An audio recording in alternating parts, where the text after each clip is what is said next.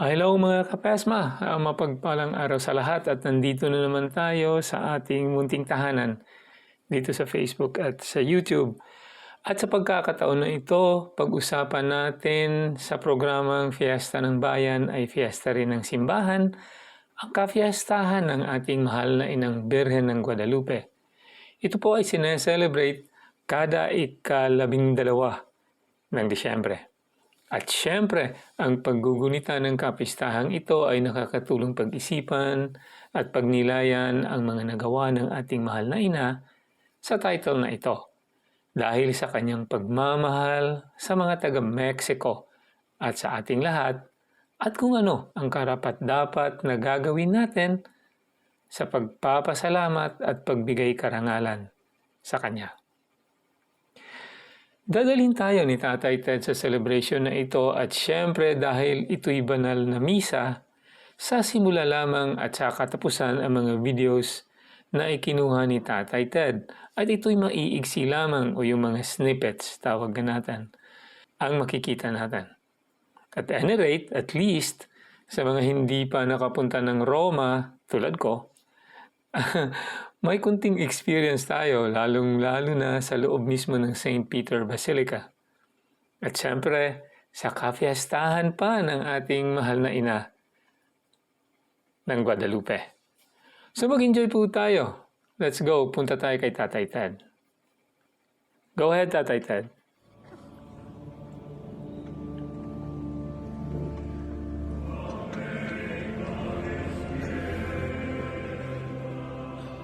Now makikita natin na magsisimula na ang banal na misa at nagsitayuan na ang lahat. Ito po ay ang entrance hymn at ang entrance procession. Makikita kaagad natin na concelebrated ito dahil sa likod ng crucifer, yan po ang nagdadala ng crucifix sa puno o sa simula ng procession at dalawang kandila sa gilid nito.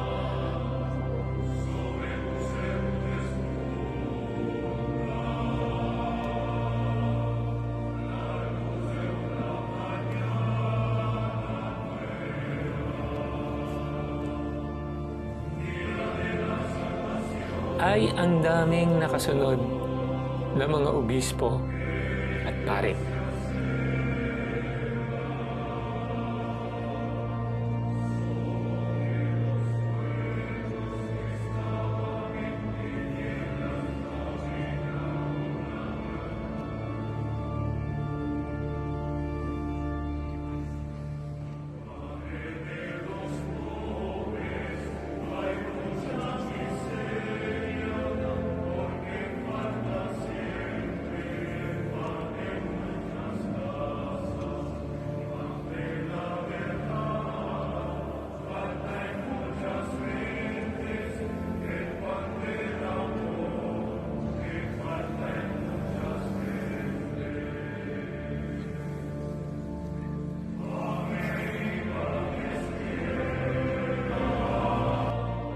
Now sa puntong ito ay bibigyan natin ng pansin ang imahe ng mahal na ina ng Guadalupe kung saan ang Holy Sacrifice of the Mass na ito ay sineselebrate sa kanyang honor.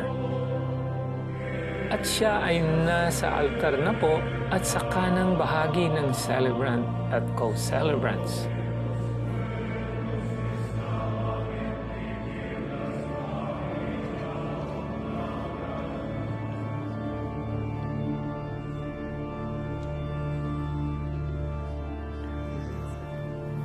Now, ano ba ang nangyari o ang istorya sa likod ng ang mahal na ina, sa image ng ating mahal na ina, inang Birhen ng Guadalupe? Tingnan natin ito maiksing bio na ito. Ang pangintain ng ating mahal na inang Birhen ng Guadalupe sa Mexico ay nagpakita bilang isang nagdadalang tao na ina ng Diyos kay San Juan Diego, isang katutubong Aztec Indian ng 3 beses noong December 9, December 10 at December 12, 1531.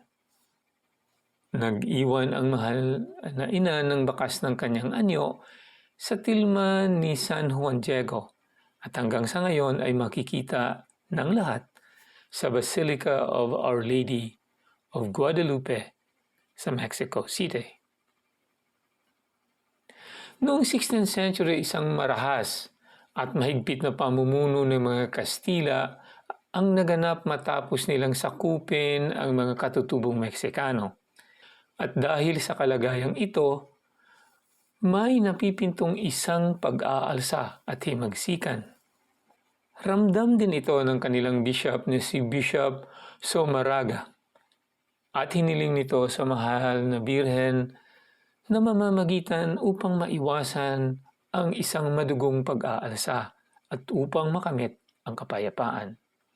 Hiniling niya sa ating mahal na ina na magyan siya ng palatandaan ng mga native roses na makikita lamang sa kanyang lugar sa Castile, Spain.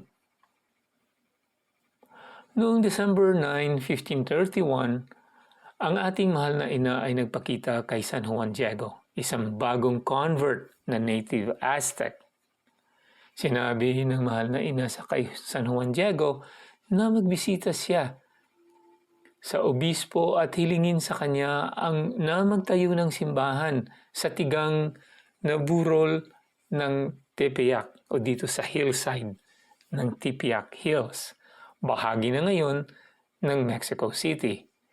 Nais ng mahal na Birheng Maria na ipakita ang kanyang maaawaing pagmamahal sa lahat na kanyang mga anak. Noong nagkita si San Juan Diego at ang obispo, hiniling ng obispo kay Juan na bigyan siya ng tanda o katibayan. Ginawa naman ito ni Juan ang hiniling ng arsobispo at nangako ang ating mahal na ina kay Juan Diego na bibigyan o ibibigay sa kanya ang tanda.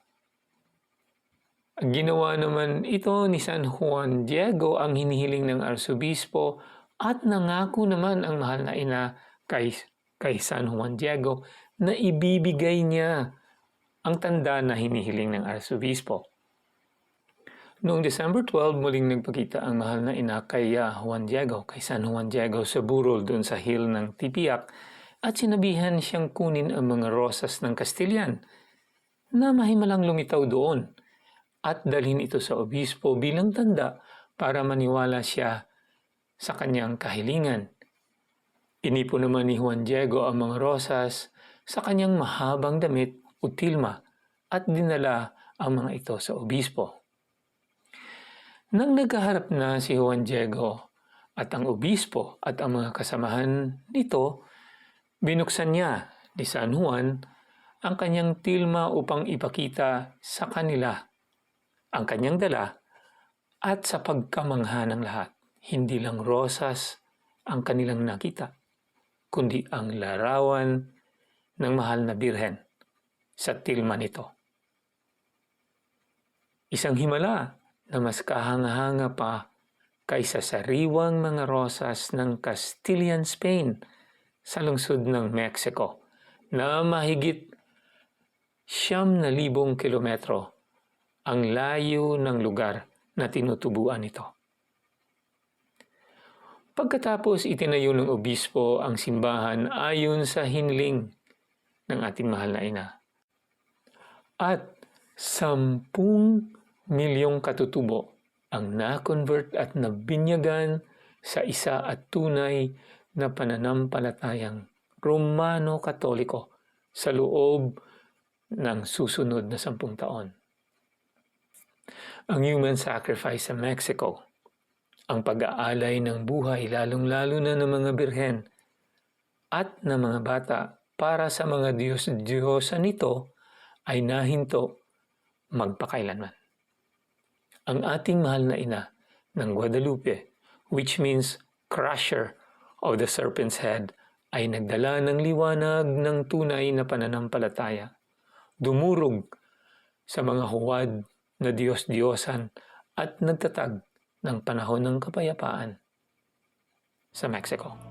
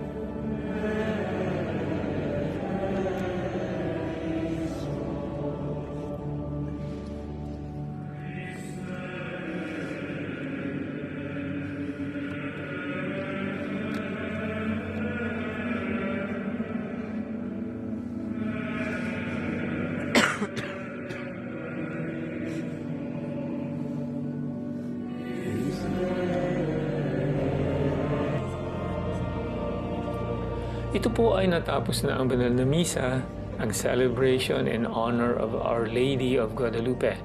At nag-stay po sina Tatay Ted para ma-appreciate ang napakaganda na interior o ang kalooban ng St. Peter Basilica sa Roma. Kanina nga habang kumakanta, maririnig natin ang quality ng acoustics nito. Na kahit cellphone ang nagre-record, ay maganda pa rin ang record nito. So maraming salamat kay Tatay Ted at sa mga kasamahan nito sa pagdala sa atin sa loob ng St. Peter Basilica sa Roma sa araw na paggugunita natin sa mahal na Birhen ng Guadalupe. Maraming salamat po sa patuloy niyong pagkikinig, pagsusuporta at pagsusubaybay sa ating munting tahanan na ito, ang PESMA Plus. I hope na nagustuhan ninyo ang ating pagtatalakay at pagdadala ni Tatay Ted sa atin sa Roma sa celebration ng Feast of Our Lady of Guadalupe. Ito po si Rex from Chicago hanggang sa muli. And through the intercession of Our Lady of Guadalupe, may God keep and bless us through Jesus Christ our Lord. Amen.